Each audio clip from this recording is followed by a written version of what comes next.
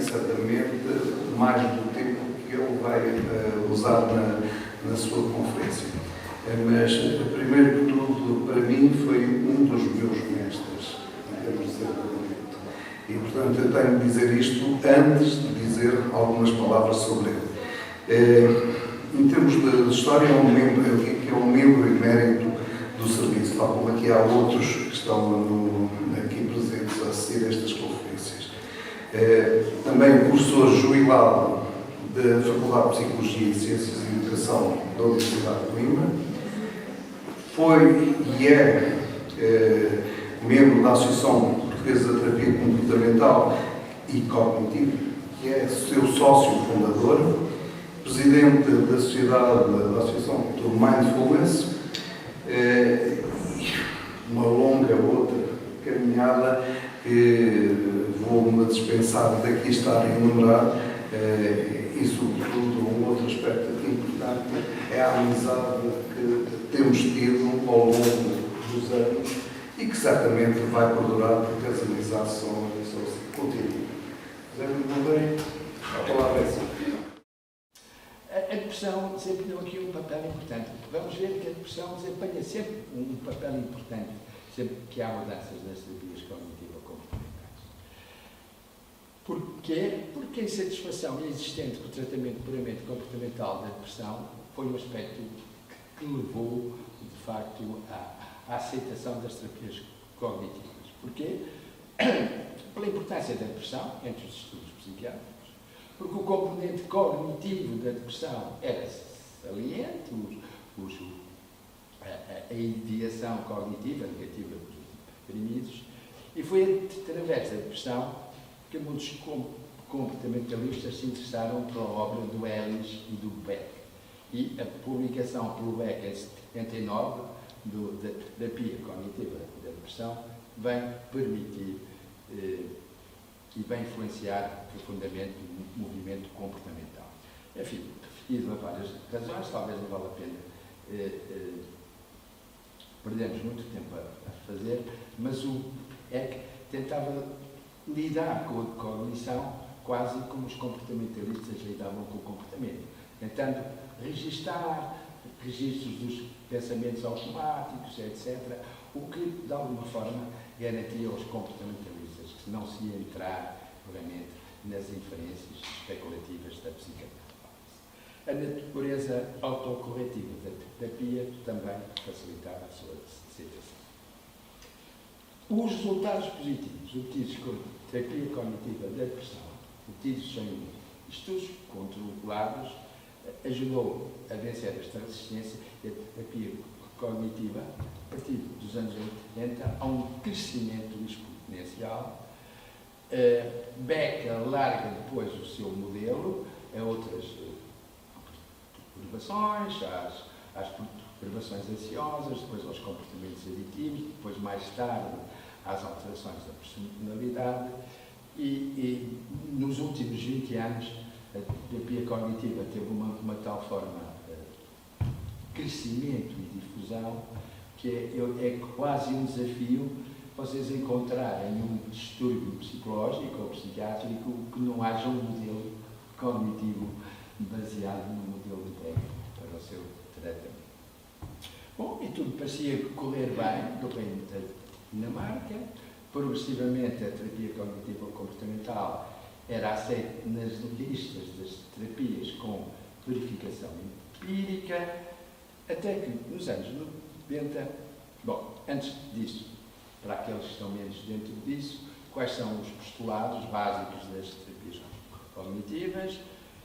Os indivíduos constroem ativamente a sua realidade, a atividade cognitiva, ou seja, o pensamento afeta a emoção e o comportamento, cognição, emoção e comportamento como reciprocamente determinados. Isto na altura também levantou uma polémica que criticava-se o Beck por dizer que a cognição é que explicaria a emoção e o comportamento. O Beck sempre negou isso. Os comportamentos são reciprocamente determinados, interativos, cognição, emoção e comportamento. A atividade cognitiva pode ser monitorizada e a modificação de comportamento pode ser obtida através da mudança cognitiva. Estes são os postulados básicos das terapias cognitivas. 3 tipos de fenómenos estavam envolvidos na psicopatologia: os pensamentos automáticos, as distorções cognitivas do processamento de informação e os esquemas, que seriam as estruturas que conduziriam o processamento da informação. Isto é da interação, se eu sou um paranoide, da interação do meu esquema com o estímulo, por exemplo, de um olhar que arrancou para mim e a levar ao processamento automático este pequeno fazimento.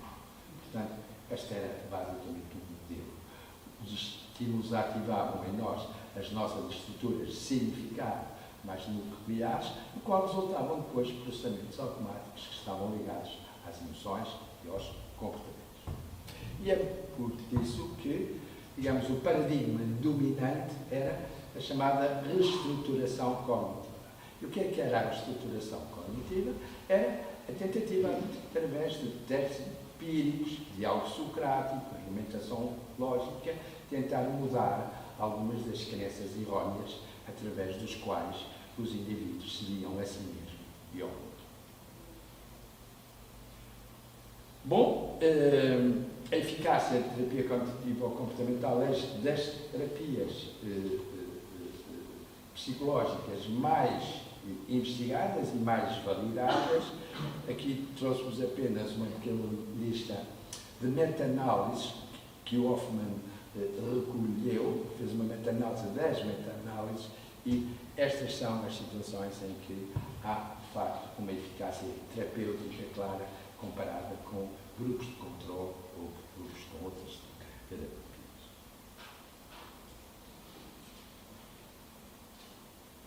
Apesar desta expansão e sucesso, dominando as listas de terapias apoiadas empiricamente e com guidelines terapêuticos, surgiram gradualmente algumas anomalias. Tá? E aqui eu tenho que ser muito claro, porque algumas das anomalias vieram-se a verificar mais tarde que não eram anomalias. Mas aquilo que aconteceu é que os comportamentalistas dos anos 80, houve uma corrente, sobretudo americana, dos behavioristas mais radicais, skinnerianos, que nunca aceitaram muito bem a terapia cognitiva. E ficaram quietinhos e calados 20 anos, a construir uma teoria da linguagem. Isso surge 20 anos depois com uma terapia chamada terapia de aceitação e compromisso. Entretanto, há uma coisa que vem modificar radicalmente todo este panorama das psicoterapias, que é o aparecimento do mindfulness. Já vamos ver à frente porque o mindfulness é aqui uma peça fundamental para perceber como é que isto tudo salta. Mas então, esses behavioristas radicais, chegados pelo Waze, o que é que vão procurar? Vão procurar, digamos, fraquezas na terapia cognitiva comportamental. E aquilo que eles encontram é um estudo do Hilário e do Eged, em que mostrava que os resultados da terapia aconteciam ainda antes sem haver mudança cognitiva. Isto é, as crenças ainda não tinham sido mudadas, mas o comportamento já tinha sido mudado. O que, de alguma forma, punha em questão o modelo que dizia que a mudança cognitiva era fundamental para a mudança do comportamento. Embora o modelo nunca dissesse que a mudança cognitiva levava diretamente à mudança do comportamento. Mas era, obviamente, implícito isto. Outro estudo do Jacobson mostrava também que, no estudo de decomposição, em que compuseram a terapia cognitiva ou comportamental da depressão, no seu componente comportamental e no seu componente cognitivo, e encontraram que o componente cognitivo não acrescentava, em termos de eficácia, aos resultados obtidos só pelo componente comportamental. Estes dois dados, estes dois tipos de estudo, vão levar o Waze a questionar não a importância da cognição, mas o paradigma central da reestruturação cognitiva, que assentava na ideia que a mudança cognitiva do conteúdo é o método necessário primário da melhoria clínica da maioria dos casos. E este, porém, que está, facilitou a emergência de novos paradigmas e modelos habitualmente referidos como as terapias de terceira geração. E, como eu escrevi em 2006, podemos falar de uma terceira geração das TCCs, porque novas terapias convergem em alguns pressupostos básicos acerca dos fenómenos e da terapia e emergiram quer da corrente comportamental, quer da corrente das TCCs. No fundo, aquilo que era importante e que foi importante e continua a ser importante é a passagem de uma visão da intervenção em termos de síndromes psicopatológicos para uma intervenção em termos dos processos. E é aquilo que na terapia atual predomina. É o perceber que são os processos, por exemplo, que é mais a função do que o conteúdo.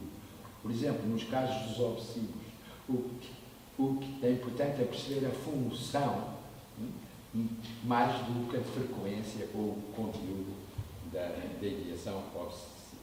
Bom, e rapidamente surgiram uma série de terapias que foram englobadas como terapias de terceira geração. Entretanto, Kabat-Zinn, em 1990, começa a desenvolver o Mindfulness Based Stress Reduction, que teve rapidamente uma enorme divulgação nos Estados Unidos. Terapia cognitiva baseada no Mindfulness do Siegel tem uma importância fundamental, porque em 3 estudos altamente controlados e comparando com a eficácia da terapia farmacológica na prevenção da caída da depressão, indivíduos que tinham tido mais de 3 episódios depressivos mostraram claramente que a eficácia de uma terapia baseada na mindfulness era maior do que a eficácia da continuação da medicação na prevenção da recuperação. E é por isso que, ainda hoje, ou a partir dessa altura, no Sistema Nacional de Saúde inglês, a primeira indicação para indivíduos deprimidos com mais de 3 episódios depressivos é uma terapia baseada no mindfulness. A ACT, o Acceptance, o Relapse Prevention for Substance Abuse, do Malak Gordon, tivemos cá em Coimbra em 1990, o 4-Step Program for OCD, terapia focada na compaixão, terapia metacognitiva. Porquê é que a terapia metacognitiva e a dialética estão a primeiro? Porque os seus autores não se consideram que são uma terapia de terceira geração. Mas isto são as politiquices e as guerras sempre dos autores. Bom, como é que podemos caracterizar estas terapias de terceira geração? Também, sem perder muito tempo. São particularmente sensíveis ao contexto e função dos fenómenos psicológicos e não apenas à sua forma. Mais que se focarem na mudança dos acontecimentos psicológicos diretamente, as intervenções procuram mudar a função desses acontecimentos e a relação do indivíduo com eles, através de estratégias como mindfulness, aceitação e difusão. Talvez, pondo isto para quem está menos dentro, de uma forma mais simples. Enquanto a terapia cognitiva clássica tentávamos mudar o que as pessoas acreditavam acerca de si e acerca do mundo, nas terapias de terceira geração não se tenta mudar rigorosamente nada. O que tentamos mudar é a relação com o pensamento. Isto é, a questão não é essa crença errada, a questão é isto é apenas um pensamento. O pensamento não é a realidade, nem a verdade. Okay? Veja isso. Não tem que obedecer a tudo que lhe aparece na cabeça. As histórias que criamos acerca de nós e do mundo funcionam como uma prisão e, de facto, quando começamos a ver que os pensamentos são só pensamentos e que não são nem a verdade, nem a realidade, isso abre-nos a porta para a Deus. Este é um postulado básico. E é por isso que mindfulness, aceitação e a difusão cognitiva, que é precisamente as técnicas dirigidas a desliteralizar o pensamento, são, de facto, técnicas fundamentais nas terapias de seres.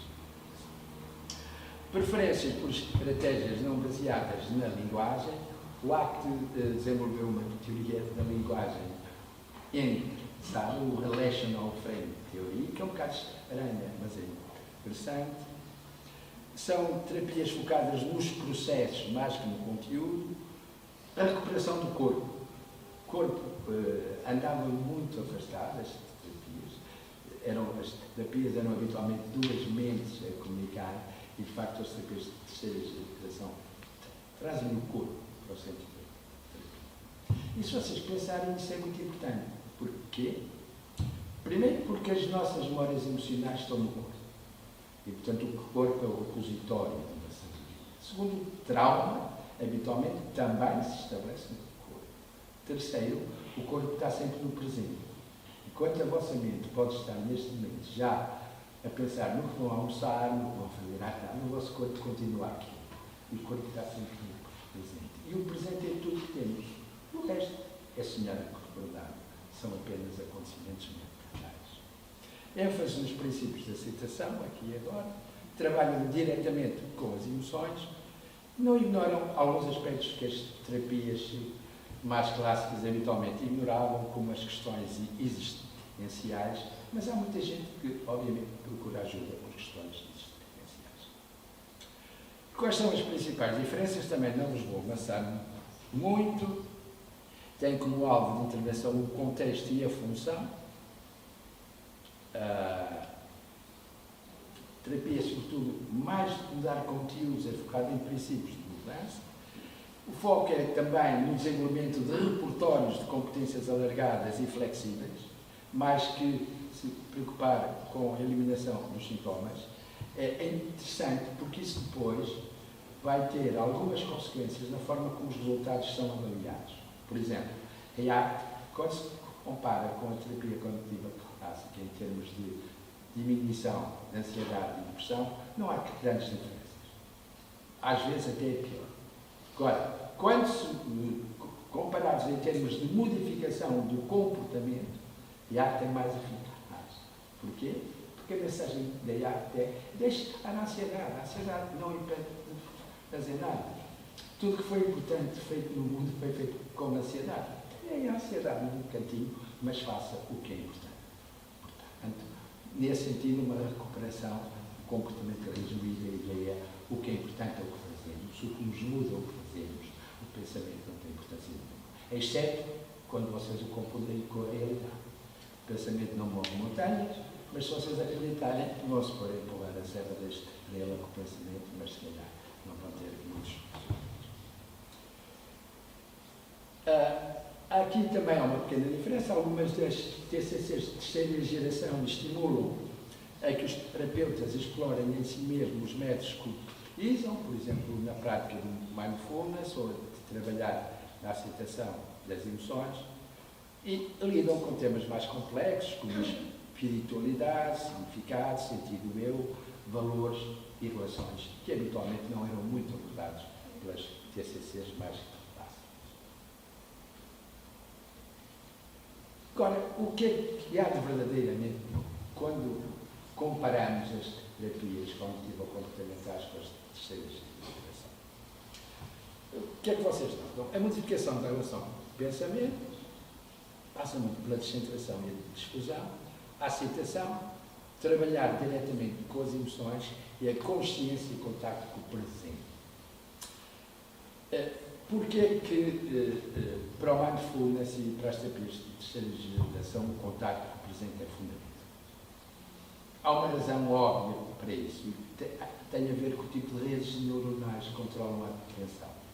Quanto que o chamado modo default, que é uma rede neuronal central que incorpora o córtex pré-frontal, o mediano, o córtex cingulado posterior, a amígdala e o hipocampo, é a rede que está ativada quando a mente vagueia, contrariamente aos chamados modos executivos que estão ativados quando estamos no presente e a prestar atenção ao presente. E quando a mente está a vaguear, é muito engraçado, porque isso foi estudado em com as ressonâncias magnéticas funcionais, que mostrava que quando as pessoas estavam com atenção numa tarefa específica, havia uma zona do cérebro que se apagava. E levou os investigadores a descobrir que zona é esta. Era precisamente esta rede, o chamado modo default, que quando é que esta zona está ativa? Quando não estamos a fazer nada. Mas quando não estamos a fazer nada, estamos mesmo a não fazer nada? Não. Estamos a vaguear. A mente está a vaguear. Está a fazer histórias. Fazer histórias acerca de quem? Acerca de nós.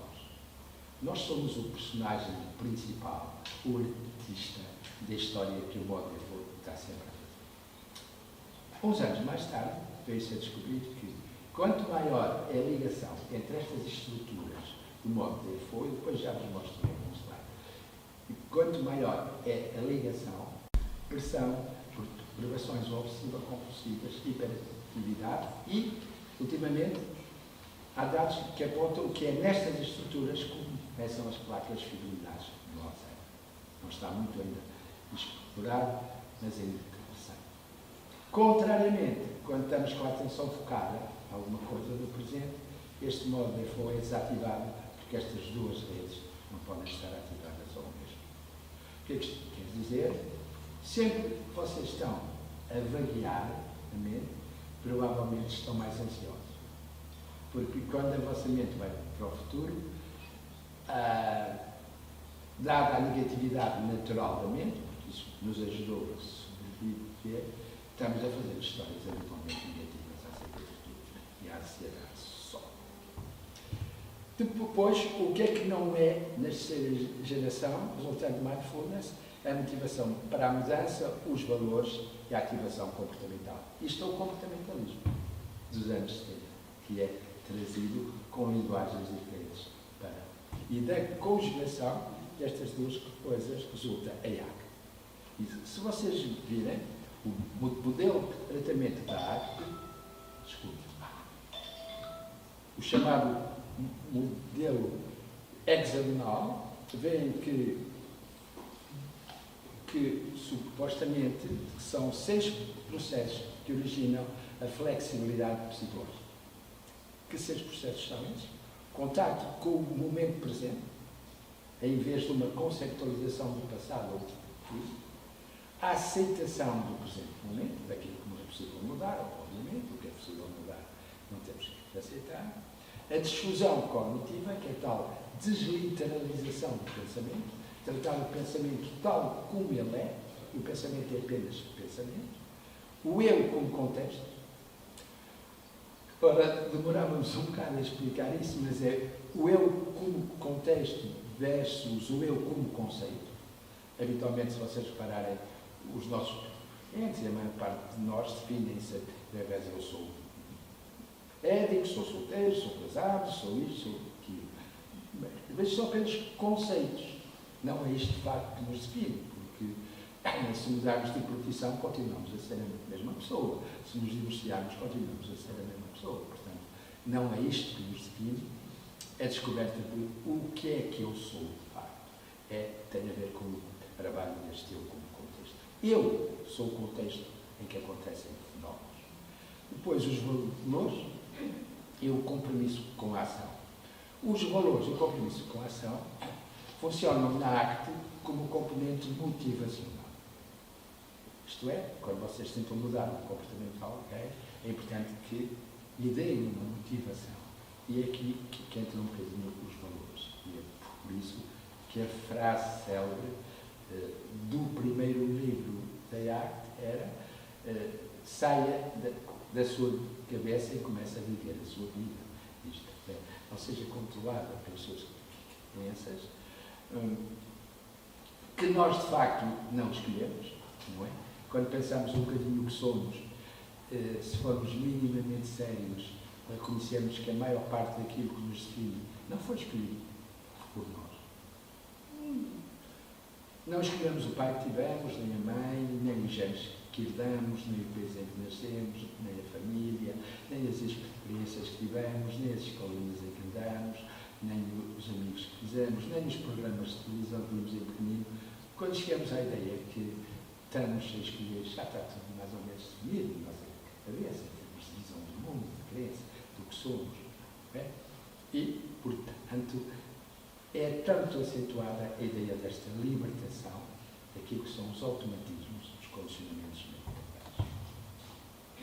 Bom, conclusões desta revisão muito rápida. Embora se identifiquem diferenças teóricas subtis e alguns métodos terapêuticos diferentes, na minha opinião é duvidoso que se justifique o título de uma nova geração. Mas aceito. Há mais continuidades e que descontinuidades, porque se vocês virem, a ACT, a única coisa que refuta da terapia cognitiva clássica é a reestruturação cognitiva.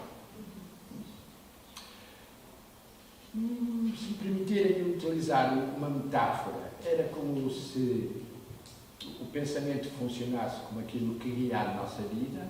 Suponham que vocês queriam ir daqui para a Figueira da Foz e davam com vocês em mim. Ok? Bom, então o que é que aconteceu? Iam ver que pelo caminho havia umas placas que diziam Mira, Figueira vá por aqui. Ou seja, que os nossos pensamentos automáticos vão dizendo vá por aqui. E vocês seguiram os pensamentos automáticos e foram ter a mira em vez da Figueira. O que é que a terapia cognitiva clássica fazia? Temos que mudar essas tabuletas. Temos que pôr essas tabuletas mais funcionais.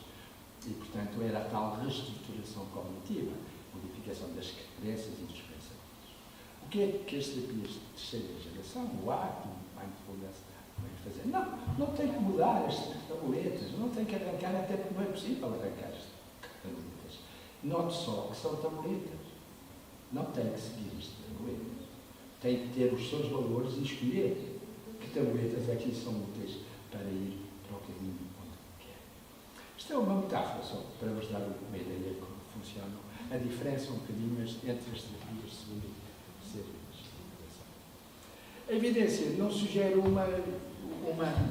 uma superioridade muito clara das chamadas terapias de terceira geração sobre as segundas, mas é, como vos disse, depende daquilo que é avaliado.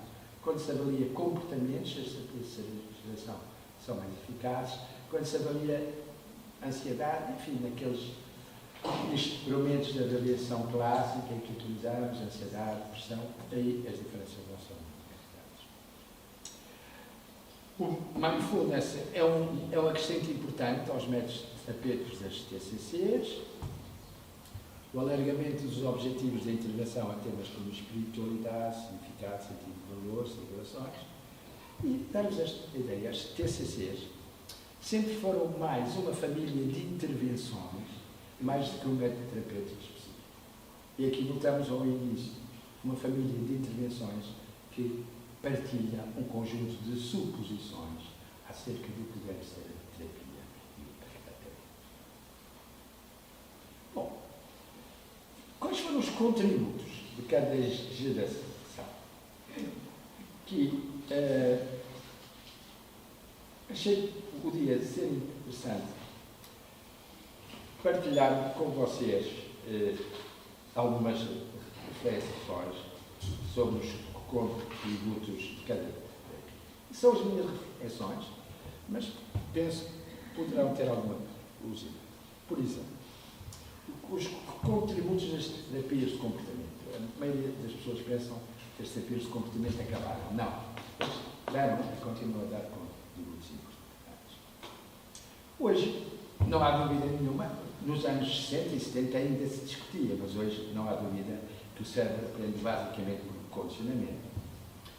Como vocês sabem, no reforço, que é a dopamina, é de facto muito importante para a aprendizagem. Sabemos hoje que a antecipação do prazer liberta a dopamina. E o que é que a dopamina nos diz? Diz sempre, vai fazer uma coisa. Vai fazer isto, vai fazer aquilo.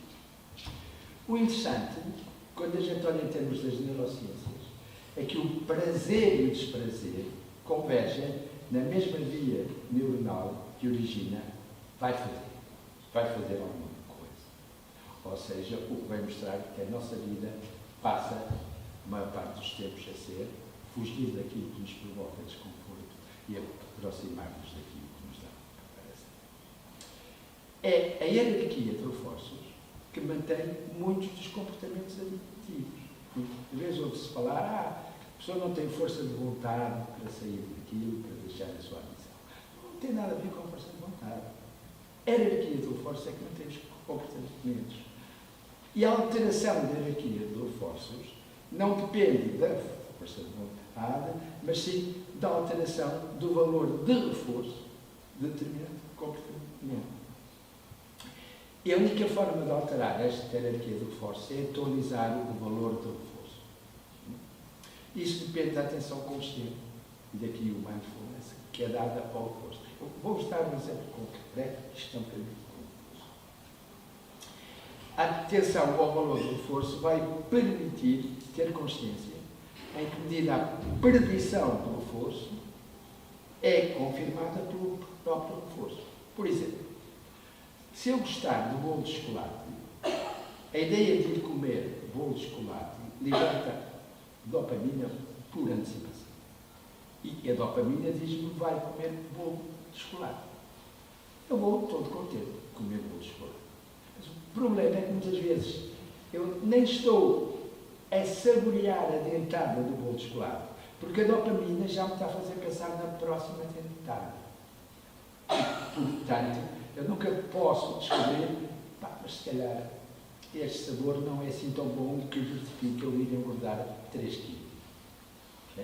A atualização do valor do reforço é isto, é prestar atenção ao reforço. Mas isto é mesmo assim tão bom? Um cigarrinho, enquanto estou a fumar, habitualmente estamos a conversar, estamos com amigos, mas estamos mesmo a saborear, no fundo, o cigarro. Atualizar o valor do reforço é isto, é prestar atenção ao reforço e colocá-lo na hierarquia. Mas isto é assim tão bom que justifique o risco do cancro do pulmão ou de uma DPO. Okay? Então, avaliar este valor do reforço e situá-lo na hierarquia é muito importante. E o único ingrediente crítico é a consciência, é a atenção, é o estar aqui. E é por isso que o mindfulness diz, presta atenção ao que fazes. Se for reforçante, continua a fazê-lo. Mas vê se é de facto reforçante ou estás apenas a ser levado já só pela antecipação. É muito interessante que hoje sabemos que há comportamentos que são intrinsecamente reforçantes, como a curiosidade e a bondade. No mindfulness ensinamos muito. Uma forma de estar presente é estar curioso acerca das coisas. Quando estamos curiosos, estamos facilmente conscientes. Por isso, por exemplo, podemos ter curiosidade acerca das nossas experiências e comparar o que sentimos quando nos julgamos ou criticamos, quando comparamos como nos sentimos quando somos gentis e bondosos com nós mesmos. Se o fizermos, o valor do reforço do julgamento diminui e aumenta o valor de uma atitude compassiva ou gentileza. Reparem, todas estas terceiras de geração assentam sempre na investigação. Aliás, o mindfulness, como método de meditação, é basicamente um método de investigação da mente. E aquilo que tentamos despertar é uma curiosidade pelos pensamentos. Muitas vezes, e já vos vou falando nisso um pouco a seguir, aquilo que eu penso que é muito importante em termos da mudança também da psicoeducação. Nas terapias de segunda geração, era uma psicoeducação à base de mostrar a relação entre cognição, comportamento e emoção. Eu penso que essa psicoeducação tem que ser alargada, entrar em conta com aquilo que as neurociências nos têm ensinado acerca do funcionamento da mente e do cérebro. Pronto, e ainda a falar acerca da terapia de comportamento, a velha análise funcional dos comportamentalistas dos anos 70, estão aqui pessoas que foram minhas alunas e que me ouviram falar da análise funcional, antecedentes, comportamento com consequência, hoje é reformulada em termos de mapear o comportamento. Fundo é a mesma coisa, os nomes são que é identificar o gatilho, o antecedente. Depois a diferença aqui é que há uma maior consciência, atenção ao comportamento e ao reforço, e depois o desencanto com o valor do reforço, o tal diminuir ou alterar o valor do reforço.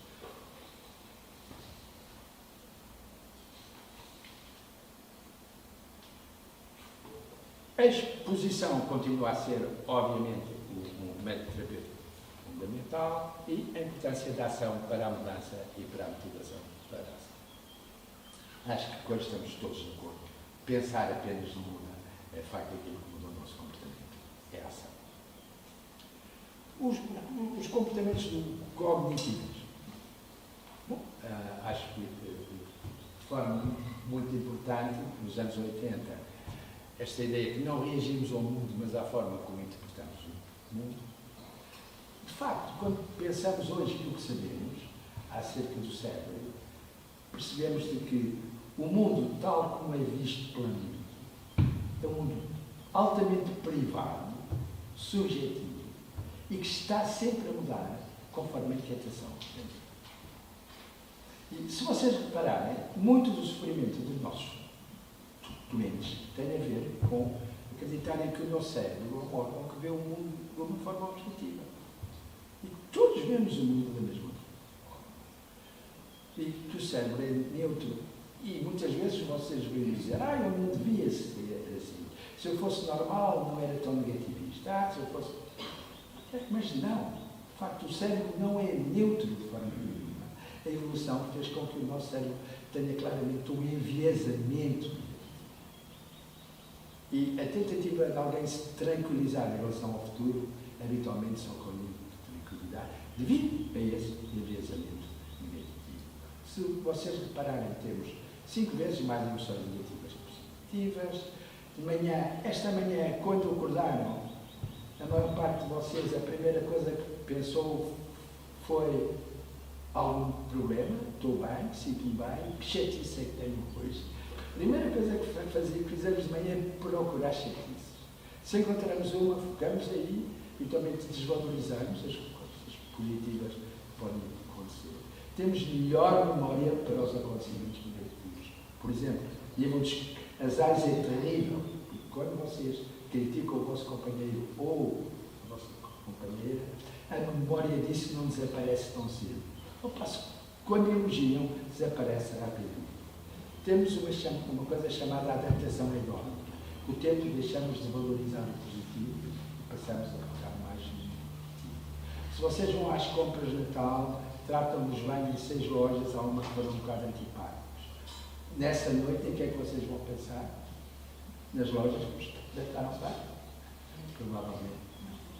Portanto, temos este cérebro. Este cérebro está sempre focado na ameaça porque foi isso que nos ajudou a sobreviver. Temos um cérebro fantástico para muitas coisas, para a matemática, para a poesia, para dar cabo do planeta, que é muito mau, para uma coisa que é para nos dar paz, tranquilidade. Não contribui muito pouco.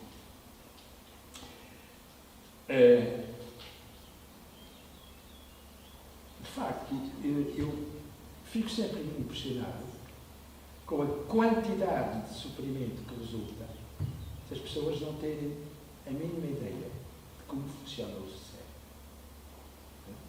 E depois explicarem algumas coisas que lhes acontecem, porque a mente humana funciona assim, em termos de sou fraco, sou patológico, isto é genético, em vez de perceber que, de facto, grande parte tem a ver com enviesamentos naturais do cérebro e depois com a armadilha do pensamento. Porquê que o pensamento é uma armadilha? Porque, em certa medida, é uma competência fantástica para resolver problemas no mundo, mas é, ao mesmo tempo, uma armadilha porque é com o pensamento que fazemos histórias acerca de nós e dos outros. E quando pomos o modo de fogo a funcionar, ficamos prisioneiros das histórias que fazemos acerca de nós. Muitas dessas histórias nem sequer escrevemos, foram obtidas a partir dos outros em espelho, que nos fizeram sentir que éramos isso, mas que passam a funcionar como nós, por nós, como sendo a realidade. E quando estamos no modo de separarem, o vosso eu, o eu, de uma forma geral, é um eu estressado e pequenino. Sempre preocupado com o que temos que fazer, se estamos à altura do que temos que fazer, se vai correr bem, que não podemos desiludir os outros, se Estas são as preocupações. Quando a mente está a variar, é sempre se. Bom, e desde pequenino fazemos um pouco sentir isso, e depois a publicidade explora isso até à saciação. Se vocês repararem que a especialidade vos diz, a publicidade vos diz sempre, olha-os assim com um ar e diz, você não está grande coisa. Tem que tomar iogurtes da Danone. Tem que ir ao ginásio 3 vezes por semana. Esse gosto, essa roupinha, tem que comprar uns mongolitos. Publicidade estava sempre a dizer, vocês não são o que deviam ser. Okay? E o problema é que a gente acredita. E passamos a viver enclausurados nesta armadilha. Bom, podemos ficar aqui o resto da manhã a falar o que é um pensamento, mas permitem-me abordar isto de uma forma muito simples. O pensamento é um puffzinho de uma despolarização neuronal. Não é? Vocês perguntarem aos vossos clientes, aqueles que acreditam que o pensamento é uma coisa concreta, é realidade. Para onde é que vai o pensamento depois de aparecer? Perdemos ou ganhamos bastante tempo a discutir com os doentes toda esta coisa acerca do pensamento, porque no fundo o que está em questão é mostrar-lhes que o pensamento é muito útil, mas tem perigos. E é preciso distinguir entre o pensamento que é útil e o pensamento que é perigoso. E o pensamento que é perigoso é habitualmente o pensamento acerca de nós. Do que somos, do que devemos ser, como não somos, como os outros nos veem, como a gente gostaria que os outros nos vissem. O pensamento em relação ao mundo é fantástico para resolver problemas concretos no mundo. Porque no mundo funcionamos por um paradigma de controle. Mas internamente, se vocês tentarem controlar as vossas emoções com o pensamento, vão ver que elas só aumentam. Se tentarem controlar o pensamento com o pensamento, vão ver que não funciona de todo. A velha experiência do não pensa em zebras, não é? Sempre para as zebras não mexerem da cabeça. Portanto, esta armadilha, o pensamento funciona muito bem no mundo. E como funciona tão bem, achamos que ele também deve funcionar para resolver os nossos problemas internos, emocionais, e aí caímos à armadilha. Outra coisa também interessante é explicar os ciclos afeto, cognição, afeto. Seguido, a forma como as redes cognitivas e afetivas estão ligadas, aquilo que nós podemos ter acesso cognitivamente está muito relacionado com o nosso estado afetivo no momento. E é por isso que todos vocês sabem que é ridículo dizer a alguém que está deprimido para ele ter pensamentos positivos. Não. Outro. É? E quando vocês, mesmo sem estarem deprimidos, estando um pouco em baixo, se põem a deitar contas à vossa vida, o que é que vão encontrar? Só sucesso? Não, vão encontrar quase tudo aquilo que aconteceu de negativo. Porquê? Porque afeto negativo está associado a pensamentos que aconteceram da última vez que esteve com afeto negativo. E, portanto, isto fecha isso. Portanto, uma das coisas que é também ensinar aos nossos clientes, calculas, é que é muito perigoso pensar sobre si. Quando estamos em stress, quando estamos deprimidos. Porquê? Primeiro, porque devido a esta relação pensamento, afeto, só houver pensamentos negativos. Segundo, porque nessas alturas, mais que nunca os pensamentos parecem uma realidade. E é verdade. Mas, de facto, os pensamentos nunca são a realidade é uma outra dimensão, obviamente, nem é verdade, só quer dizer que estamos em expectativas. E é por isso que um aspecto importante da eficácia é a descentração. No fundo, a descentração que é este distanciamento entre mim e o meu pensamento. É engraçado, e o Beck era um homem notável, já em 79, o Beck escrevia que a eficácia da terapia cognitiva dependia em grande medida do grau em que conseguisse provocar descentração, que é este olhar crítico sobre si. Porque há duas coisas completamente diferentes. Uma é estar dentro do pensamento. E eu, quando estou dentro do pensamento, vejo o mundo através desse pensamento. Isto é, o mundo é esse pensamento. Outra coisa é eu olhar para o pensamento. Estar de fora e olhar para o pensamento. Então aí o pensamento perde força. Aquilo que treinamos muito nos nossos clientes é aprender a olhar para os seus pensamentos, mais do que estar dentro dos seus pensamentos. Bom, o mindfulness, no fundo, já vos fui dizendo o que é que ele traz. Traz esta tentativa de modificação da relação com a mente, do aprender o que é a mente, e as armadilhas da mente.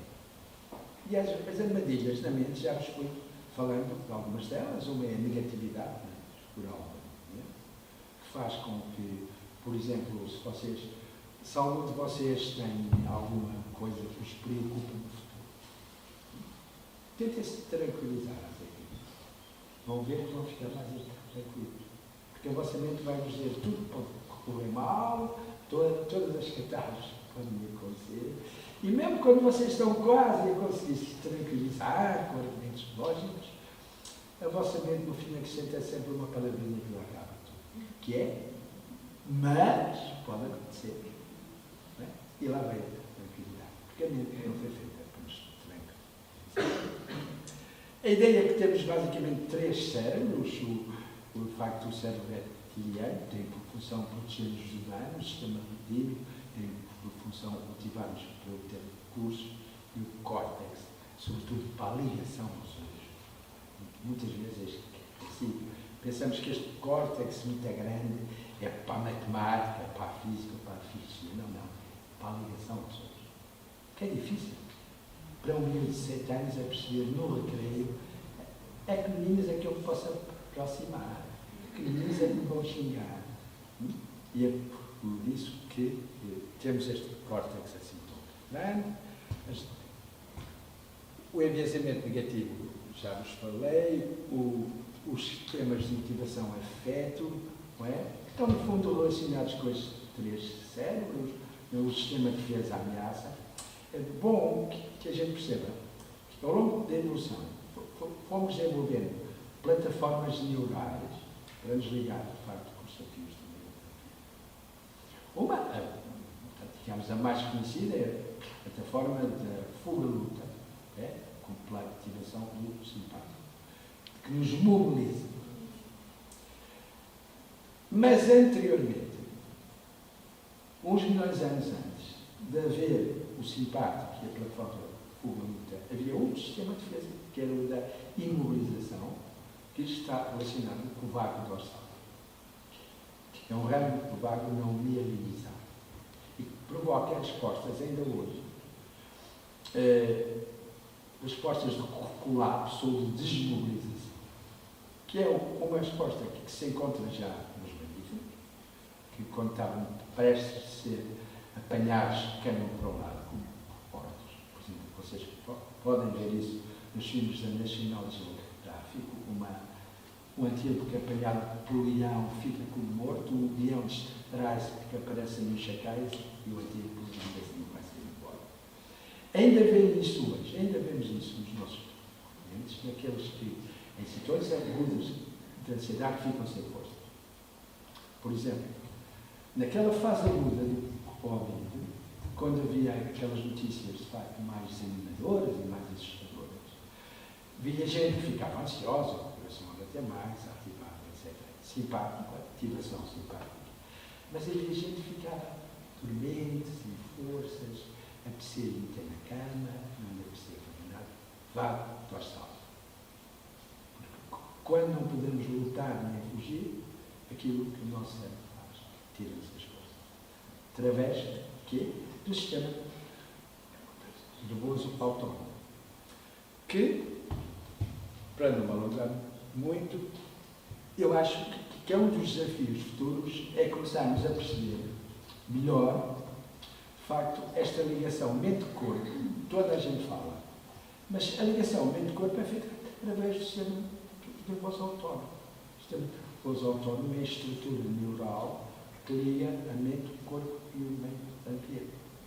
Grande parte dos problemas que apanhamos são problemas de desregulação autonómica. Os problemas de stress são problemas, a assinatura do stress é a desregulação autonómica. Por exemplo, num estudo dos Estados Unidos, mostrava que 80% dos doentes nos cuidados primários vão por queixas relacionadas com o stress. Tá? E, de facto, o que a medicina tem a oferecer? Há as perturbações intestinais,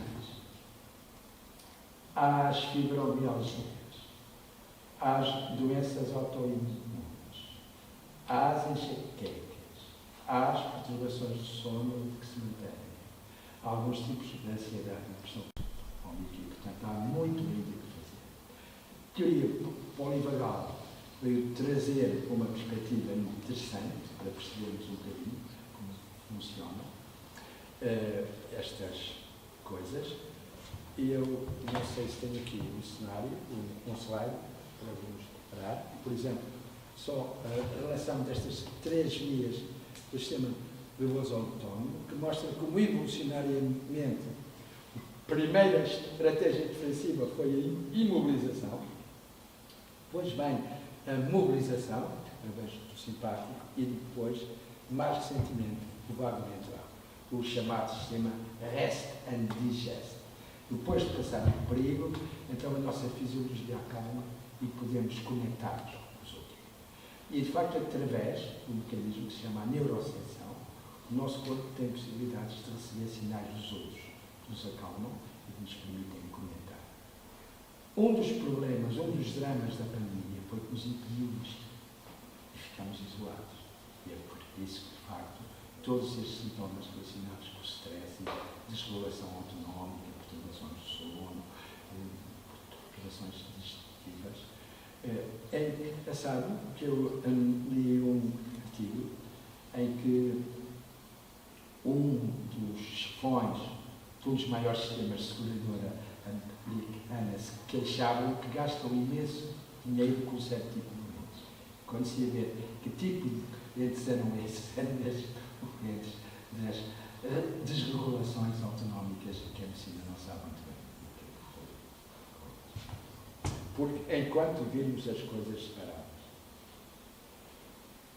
Bom, depois sim, estou a chegar ao fim, como é, tenho mais 5 minutos. Portanto, em termos de desafios futuros, o que eu acho? Acho que é importante o alargamento da psicoeducação. Eu acredito na psicoeducação. Eu acredito que quando os estudantes começam a olhar para os seus problemas e a dar-lhes um sentido e a vê-los de uma forma diferente, ficam com armas para lidar. A importância do que vos acabei de dizer, do sistema nervoso autónomo e da população.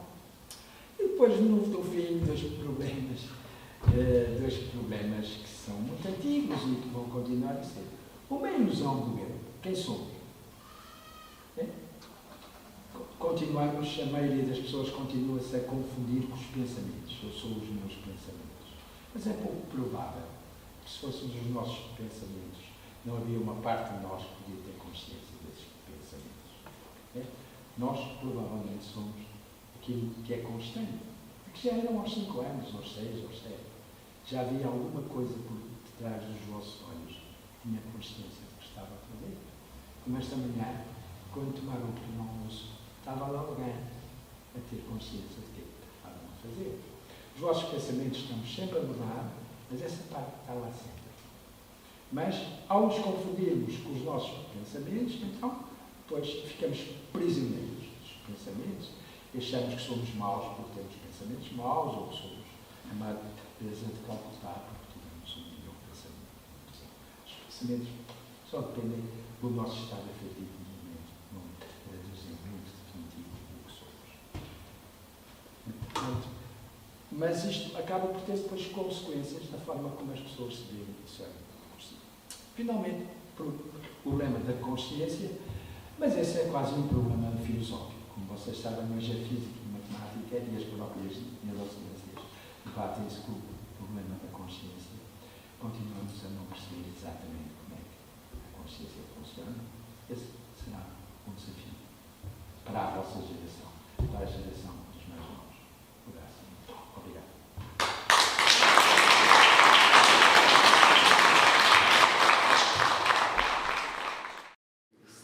Seria um caminho longo, mas que na realidade aquilo que se tem conhecimento é que na realidade não há uma, há vários tipos de intervenção e que aquilo que nós vemos na prática clínica que muitas vezes tem de se utilizar e o terapeuta tem de ser um bocadinho a junção e verificar naquele caso em particular qual a linha de intervenção melhor para seguir, para se poder obter um objetivo. E isto esta reflexão das várias terapias que ao longo do tempo se desenvolveram desde os anos 60 até ao momento presente, que é o caminho inacabado, o caminho que ainda está em descoberta pelos próprios terapeutas que fazem e que o Zé Bento Gouveia é um dos elementos fundamentais do desenvolvimento em Portugal e na divulgação e na formação. Numa conferência não há questões, como habitualmente. Eu só tenho aqui uma breve recordação da participação da conferência de Elise Moura, que foram criadas pelo professor Lacerda e que homenageia, como já disse, o primeiro